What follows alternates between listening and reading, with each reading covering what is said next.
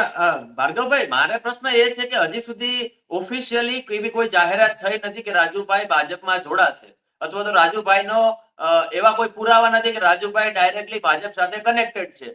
તો અત્યારે શેનો વિરોધ છે? અત્યારે તો એક વ્યક્તિ કોઈ પાર્ટીમાં જોડાયા નથી, હજી પણ એ જ એવી વાતો કરે છે કે ભાઈ હું તો હંમેશા માટે ખેડૂતો માટે કામ કરતો રહીશ, ખેડૂતોને પડખે ઉભો રહીશ.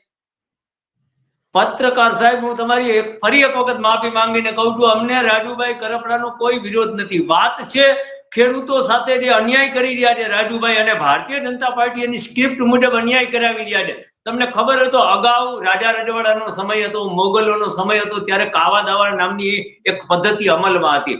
એમાં એક વિષકન્યા નામની વ્યક્તિઓ કહેવાતી, મતલબ એક એવી કન્યાઓ તૈયાર કરવામાં આવતી જેને વિષકન્યા કહેવામાં આવતું. એમ ધીમે ધીમે હપ્તે હપ્તે ઝેર આપવાની ભારતીય જનતા પાર્ટીની પદ્ધતિ છે.